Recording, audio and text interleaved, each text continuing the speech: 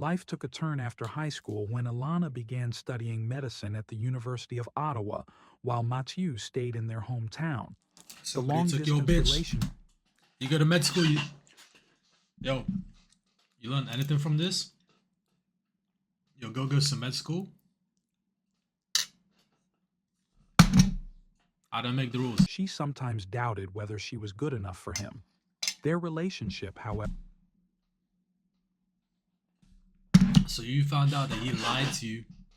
You went out the day you graduated. You went out with his boys. Probably didn't end the night with his boys. And he also go to the side bitch. And you're cool with that? Chat. If your girl, your guy, doesn't get the parents' cosign, I mean like the real cosign. Imagine your daughter calls you, you dial back, and you just hear her husband just every name in the book. assuring her she could find someone who truly loved her. Alana, Truly. How about we start with not getting beat up? Talking about truly love. He beats you once. You think he's not gonna do it again? Bro, that line's been crossed. he denied Alana permission to subscribe to her favorite newspaper and restricted who their... Elena discovered he was having an affair. She found emails confirming the relationship and noticed a credit card charge for a hotel.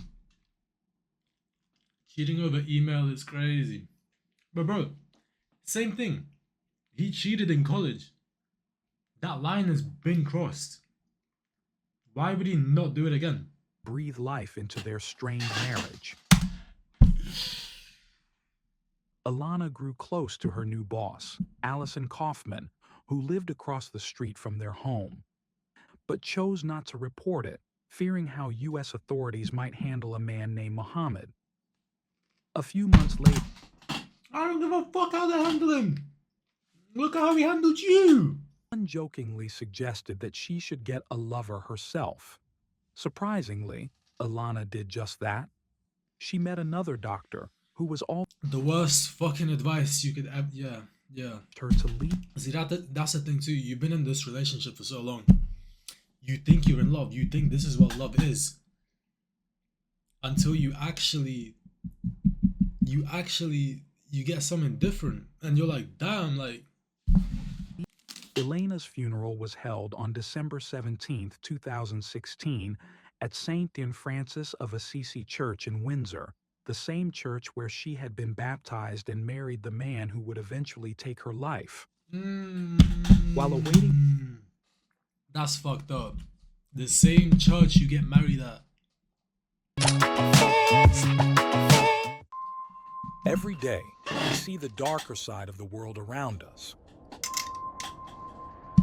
We witness how people can hurt others in ways that are hard to understand.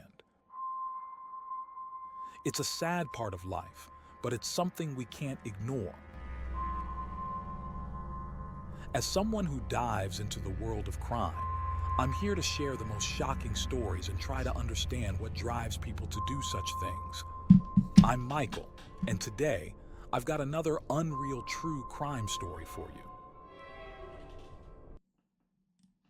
On a chilly December night in 2016, the peace of a quiet Toronto neighborhood was shattered by the sound of a woman's screams. Screams that suddenly stopped as quickly as they began.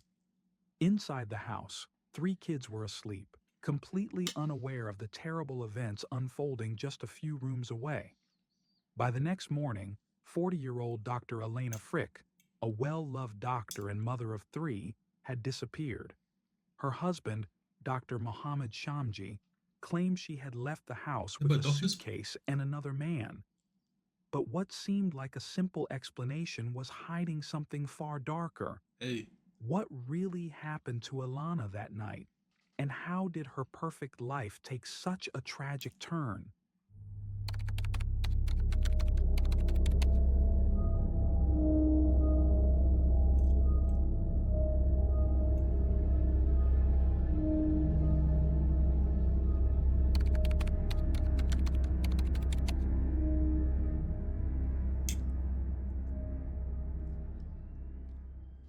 Alana Frick was born in 1977 in Windsor, Canada, to Joseph and Anna Frick. She had an older sister named Caroline. Her parents were originally from Croatia and had moved to Canada in the 1960s to work for General Motors. After Caroline's birth in 1970, the Fricks faced heartbreak, losing two pregnancies and being told by doctors they wouldn't be able to have more children. Against all odds, Ilana was born in 1977, and her parents saw her as nothing short of a miracle.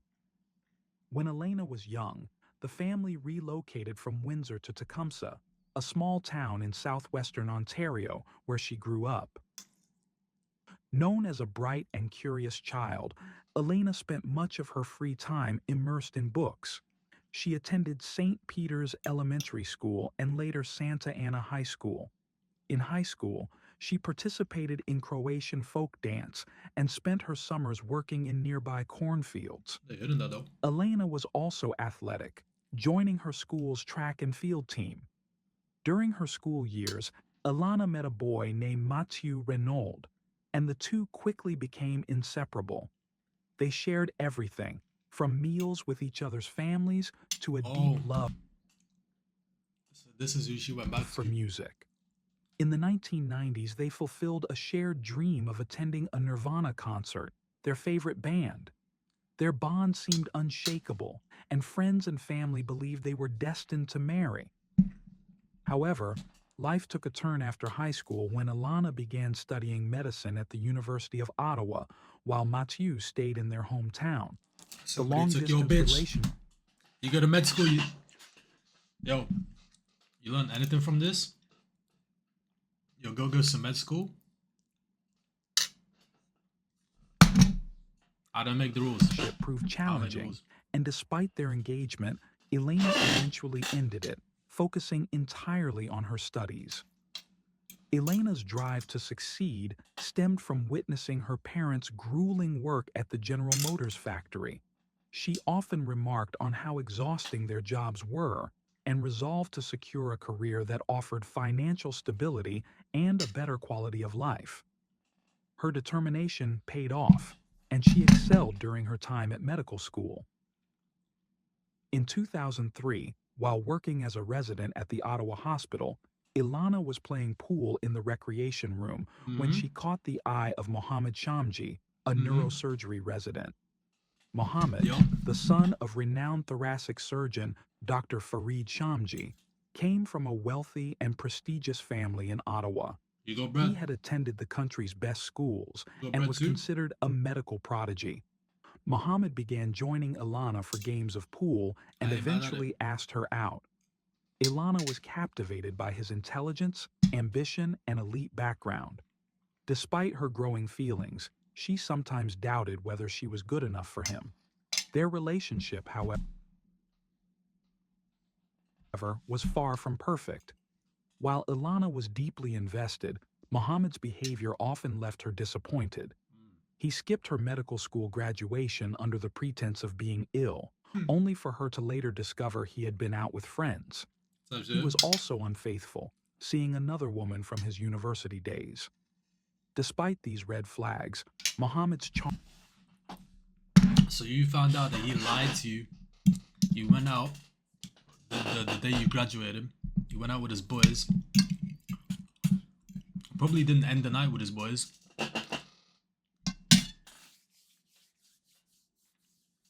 And he also got a side bitch. And you're cool with that? Hey. Charm and persistence convinced Elena to stay with him, even after she had tried ending the relationship twice. In April 2004, Elena introduced Mohammed to her parents. Joseph and Anna were unimpressed, finding him distant and disinterested in engaging with them. Chat. If your girl, your guy, doesn't get the parents' cosign, I mean like the real cosign. I mean like the after they've gone. I mean like the real sit down cosign. I mean like the real like, yo, what did you actually think? What did you actually think about them? Don't do it, bro. Your parents know. Your parents know. It's a different point of view. They just know, bro. They just know. Trust me. Joseph advised Trust me. Ilana not to settle for someone like Muhammad, believing she deserved better. One morning, Anna overheard the couple arguing. When she asked what was wrong, Ilana, visibly upset, insisted it was nothing more than a sleepless night. Anna left them alone, assuming it was just a harmless disagreement. Not long after, Ilana discovered she was pregnant. Muhammad faced a dilemma, as his Muslim parents would be furious about an out-of-wedlock child and his choice to marry outside their family. Weighing his options, Muhammad decided marriage was the best solution. Together, he and Ilana began planning two weddings, one to honor his family's traditions and another for hers. On September 1st, 2004, Ilana and Muhammad held a traditional Muslim ceremony in I'll check it out. Ottawa. I'll check it out At for sure. nearly 5 months pregnant, Ilana adhered to the customs, including having her hands adorned with intricate henna designs, which her Christian mother found unsettling. The Okay. wedding highlighted Unsettling is kind of crazy. She just integrated the culture. That's cute. Ain't nothing wrong with some Henry Hunt. the stark contrast between the couple's backgrounds. Ilana's guests were primarily hard-working relatives, while Muhammad's were prominent figures in the medical community. Alcohol was officially forbidden at the ceremony, though some guests discreetly drank in the parking lot. While their union seemed like a compromise before their second wedding at a Catholic church, Ilana and Muhammad were required to attend several counseling sessions. Muhammad, however, refused to participate and asked John Mark, a mutual friend, to attend in his place. When John declined, the sessions were skipped entirely. Attending this place is crazy. Despite Muhammad's indifference and lack of effort, the couple proceeded with a small wedding ceremony at St. Francis of Assisi Church. Unlike their first wedding, this one was modest, with fewer guests. To hide the lingering henna tattoos on her hands, Ilana wore elbow-length white gloves. The lingering wedding, this one was modest, with fewer guests. To hide the lingering henna tattoos on her hands, Ilana wore elbow-length white gloves. After the ceremony, Wait, so they had two weddings, and then the second one the couple rode in a limousine to the Caesars Hotel and Casino, where they spent part of their honeymoon. Shortly after, they purchased a home in Ottawa and moved there. Ilana began working as a family doctor at the Ottawa Hospital, while Muhammad continued his residency in neurosurgery. In January 2005, after a challenging pregnancy, Ilana gave birth to a baby girl. She was overjoyed by the arrival of her daughter, but Muhammad appeared detached and uninvolved. His focus remained on his career, often retreating to the upstairs study as soon as he returned home, barely interacting with his wife or child. Tensions grew when Muhammad's family visited shortly after the baby's birth. Ilana, upstairs breastfeeding, didn't come down to greet them, which enraged Muhammad. Later, he berated her, claiming it was her duty to welcome guests at the door as a sign of respect. Feeling increasingly... I feel like they should know this before getting married and like having kids though. They should know like each other's values and like morals and shit, no? Isolated, Ilana confided in her parents, saying she felt as if she were walking on eggshells in her own home. Over time, Muhammad's controlling behavior escalated, and he began having unprovoked fits of anger. While Ilana rarely spoke about her struggles, friends and family noticed her growing unhappiness. Muhammad also criticized her appearance, ridiculing her weight gain and belittling her cooking. A month after the baby's birth, tensions reached a breaking point when Muhammad, in a panic, called Ilana's parents, claiming she wanted a divorce. Ilana quickly took the phone from him, assured her parents that That's crazy. everything was fine, and ended the call. Not long after, While her parents were preparing to attend church one Sunday, they received a missed call from Elena's home. Using their phone's redial feature, they called back, only to overhear a heated argument. Mohammed's furious insults toward Ilana echoed through the line, leaving her parents horrified. Bro, imagine, imagine your daughter calls you, you dial back, and you just hear her husband just every name in the book, everything, and you can't even do nothing about it. You're just listening. I don't know. In the spring of 2005, Mohammed was accepted into a prestigious PhD program in biomedical engineering at Duke University in North Carolina. Seeing this as an opportunity, Ilana enrolled in Duke's master's program in public policy, and the couple planned to move to the United States that fall. However, just days before the move, an argument turned violent, and Mohammed physically assaulted Ilana. Terrified, she took her... I know it's difficult, but at this point, you never see him again. I don't get what it takes. Restraining order. I don't know. You can't see him again after that. You can't. Daughter and sought refuge at a friend's apartment. Mohammed, unaware of her location, began calling mutual friends until he eventually found her. After 3 days, he promised to stay with his parents if she returned home. Still afraid, Elena agreed, but asked John Mark to stay nearby for protection until her own parents could arrive.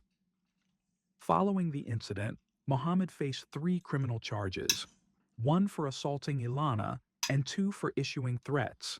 These charges jeopardized both his career and his ability to cross the U.S. border to begin his studies at Duke. To salvage his future, Mohammed worked to reconcile with Ilana. A few weeks later, the family baptized their daughter in a church in Windsor. When guests at the reception asked why Mohammed wasn't there, Ilana told some he was working, but privately admitted to her cousin Rob that they'd had another fight. Rob urged her to leave Mohammed, assuring her she could find someone who truly loved her. Ilana... Truly? How about we start with not getting beat up? Talking about truly love. How about we start at not getting beat up? However, insisted they would work things out. On July 27th, 2005... Work things out. Bro, he beats you once? You think he's not gonna do it again? Bro, that line's been crossed. That line doesn't exist anymore. That shit is crossed. The authorities agreed to drop the charges against Mohammed if he signed a peace bond. As part of the agreement, he had to acknowledge that Ilana had reasonable grounds to fear him and accept a 12-month probation. With the charges dismissed just in time, Mohammed was able to begin his PhD at Duke and cross the border without issue. He moved to Durham, North Carolina, to start his program, and Ilana and their daughter joined him a few months later. Friends and family couldn't understand why Ilana returned to Mohammed. It's love, bro. No, you know what? It's not even love. It's just like... It's just attachment, bro. I feel like I mean, this is extreme because he beat her. That's, yeah. But I feel like with relationships, especially like deep ones, like other people can tell you whatever and your mind, they're not gonna change your mind on the person.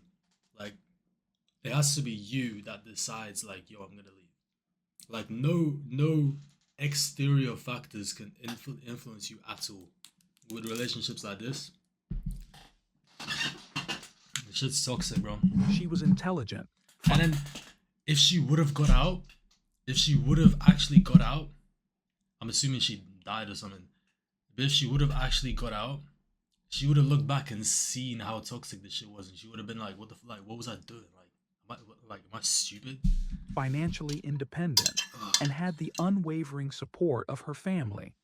While some speculated that she was drawn to the status her relationship with Mohammed provided, others believe she truly loved him and held on to hope that their relationship could improve. In Durham, the couple settled into a routine. They began running marathons together, often waking up before dawn to train. Afterward, You just start your relationship. When you start it, it's gonna be very it should be. I don't think you can tell a relationship's toxic when it starts. Yeah, I feel like it builds because nobody's gonna you just sometimes you just gotta try really hard to just take a step back from everything and actually look at this shit like from an outside point of view to see if like what's happening is actually normal. But yeah, don't worry about none of that though. Just just focus. Yeah, nah, you're good. Ilana would drop their daughter off at daycare before heading to Duke University with Muhammad. Muhammad excelled in his program, completing his 5-year PhD in just 3.5 years. Despite his professional success, the cracks in their marriage remained, hinting at deeper challenges that could not be resolved by a change in location. Alana excelled during her studies at Duke University, earning a rare scholarship that covered most of her tuition and being recognized as the best in her class. After her classes, she would pick up Mohammed and their baby.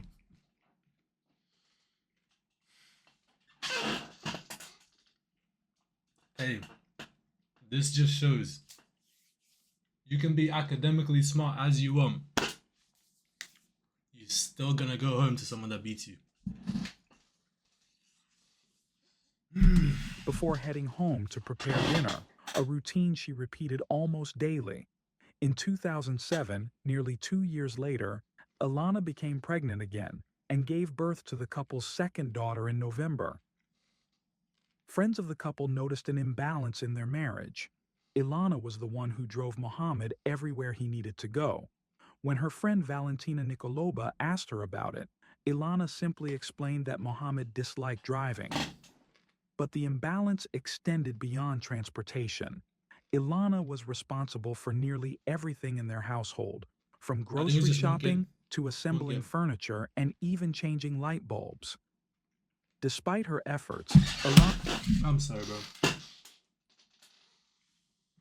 You have a husband at home, and you're assembling furniture. often downplayed her own importance, frequently telling friends how brilliant That's what it is. It's self-esteem, bro. Trust me. It's self-esteem.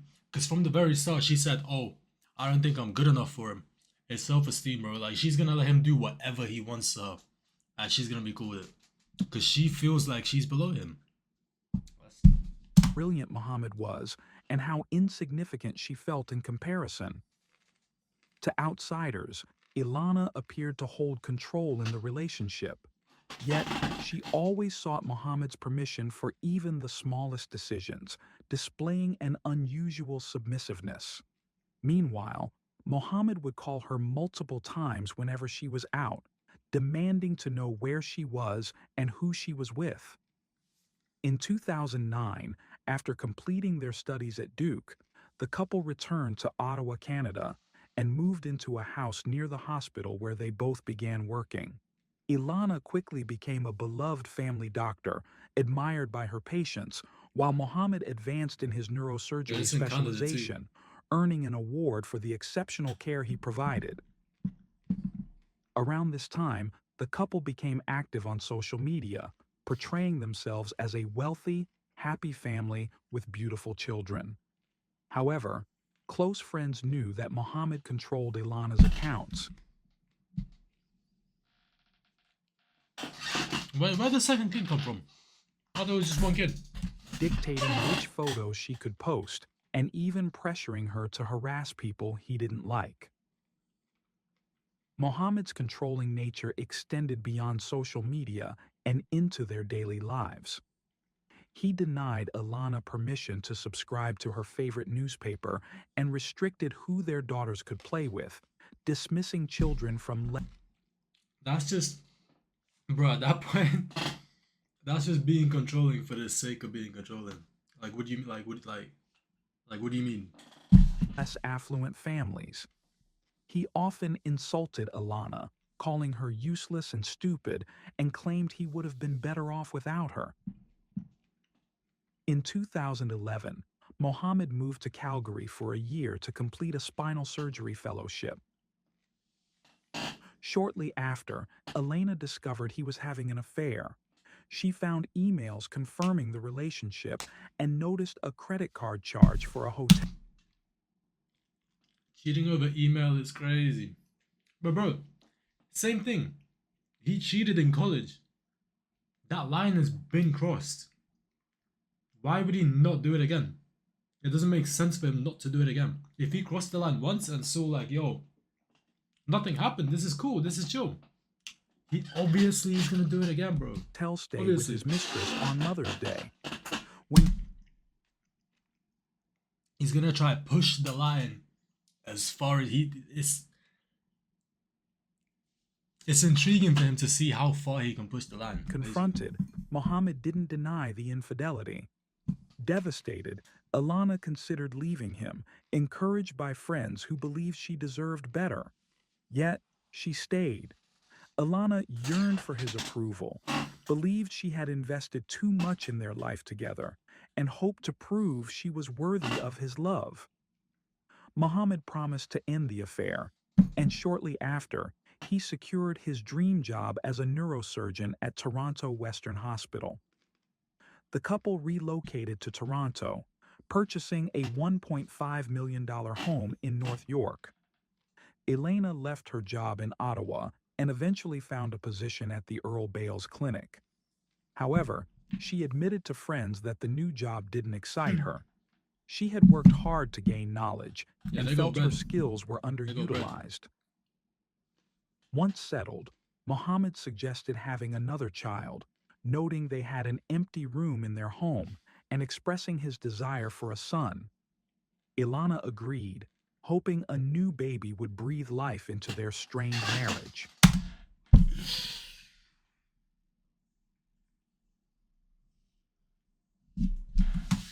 In October 2013, the couple welcomed a baby boy.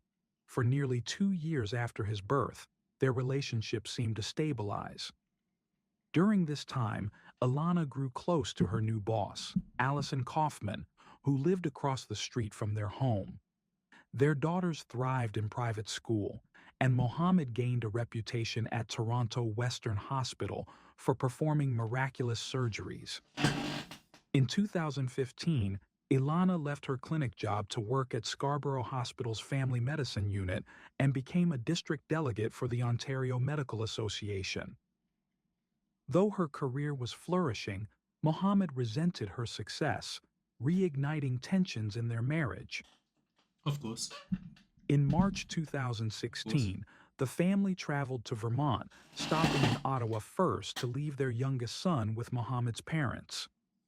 That evening, Mohammed called Elena's parents, claiming she had severely cut her right palm and was undergoing surgery. Alana later provided conflicting explanations for her injury, including hitting a glass on the counter, cutting vegetables, and breaking a dish while washing. None of her stories seemed plausible, and it was clear her wound wasn't accidental. In Vermont, tension... What did I say? He's gonna push the line as far as he can push it. He's gonna push the line as far as he can push it. If you're just cool with everything, you just stay. After he beats you, cheats twice. escalated further. The couple argued about Mohammed's affair in Calgary, during which he cruelly compared Alana to his former mistress, claiming the other woman was far superior.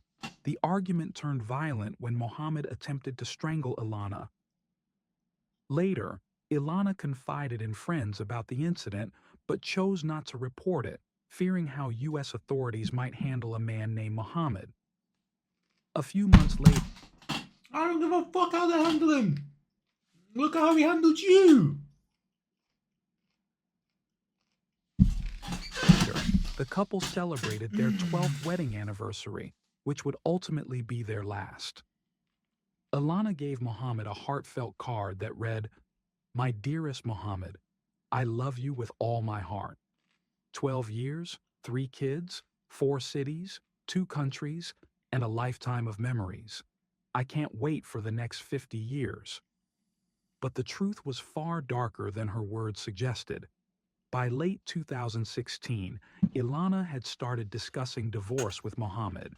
Panicked, he begged her to reconsider, and though she agreed to think it over, her suspicions grew that he was involved with another woman. When Ilana confided her suspicions to her friends, one jokingly suggested that she should get a lover herself. Surprisingly, Ilana did just that. She met another doctor who was also married. The worst fucking advice you could ever. Yeah, yeah.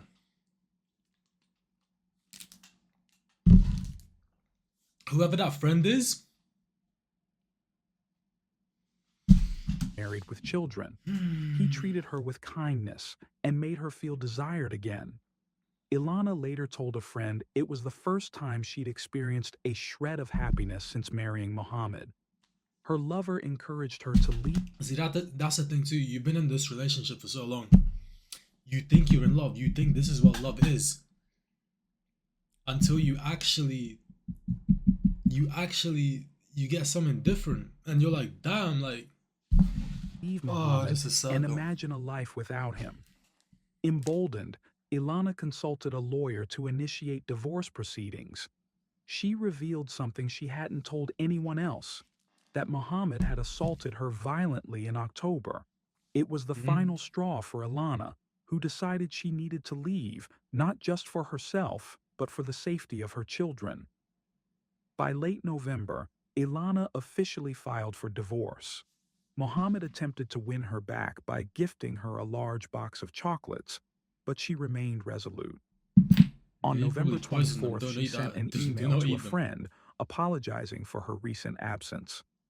"I'm in the process of separating from my husband, and things at home are chaotic. I'll try to catch up with you this weekend. I'll be away at a conference." Ilana attended the conference that Friday, where she spoke on panels, networked, and socialized. Muhammad messaged her throughout the weekend, feigning the role of a supportive husband. Upon returning home Sunday night, Ilana told her close friends that she had served Muhammad with divorce papers. Her lawyer had contacted him on Monday, emphasizing Ilana's desire for an amicable and swift resolution and requesting full financial disclosure. Ilana moved into the basement of their home, but Muhammad repeatedly moved her belongings back into the master bedroom. On December 1st, 2016, Ilana's family tried unsuccessfully to reach her throughout the day. Worried, they called Muhammad, who hesitantly claimed that Ilana had left the house the night before with a suitcase and her boyfriend.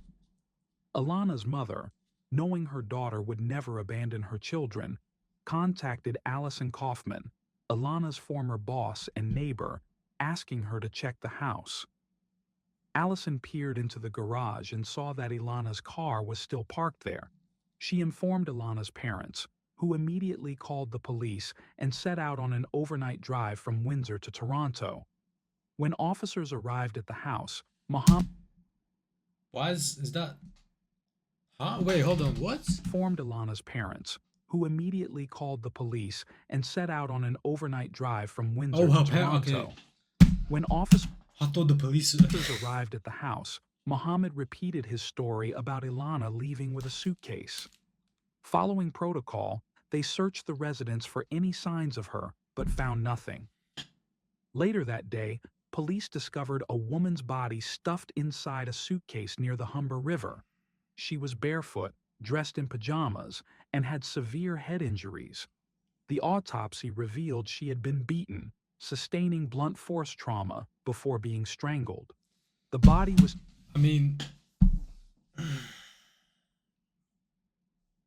nobody's surprised though. Like no one's surprised. You feel me? taken to Elena's parents for identification. While Ilana's mother, Anna, couldn't recognize her daughter due to the swelling and damage to her face, her father, Joseph, tearfully confirmed her identity. "This is my daughter." The investigation quickly pointed to Mohammed Shamji as the sole suspect. He was arrested the next day at a cafe, where undercover officers handcuffed him at his table. Police discovered that Ilana had attempted to call 911 on the night of her murder, but only managed to dial 611 before Mohammed stopped her. It was also revealed that he killed her while their 3 children were in the house. Their eldest daughter later recounted hearing her mother's screams from her room. Fearing an intruder, she crept to her parents' bedroom and saw her father lying face down on the bed. When he noticed her, he ordered her back to her room. The crime shocked Canada, garnering widespread media attention. The seemingly perfect marriage of 2 accomplished doctors had ended in unimaginable tragedy. Elena's funeral was held on December 17, 2016, at St. Francis of Assisi Church in Windsor, the same church where she had been baptized and married the man who would eventually take her life. While awaiting... That's fucked up. The same church you get married at. Francis of Assisi Church in Windsor, the same church where she had been baptized and married the man who would eventually take her life. While awaiting Mohammed's trial, Joseph and Anna Frick moved into their daughter's home to care for their grandchildren, ensuring they could remain in their school during such a difficult time. In May 2019, over 2 years after the crime, Mohammed Shamji pleaded guilty as part of a deal with prosecutors, avoiding a full trial. He was sentenced to life in prison, with no chance of parole for 14 years. The case received extensive media coverage, and millions of Canadians followed the sentencing. Ilana's eldest daughter publicly stated that she hated her father for what he had done and doubted she could ever forgive him. Today, Ilana's children live with their maternal grandparents in Windsor. They frequently talk about their mother, but refuse to mention their father's name.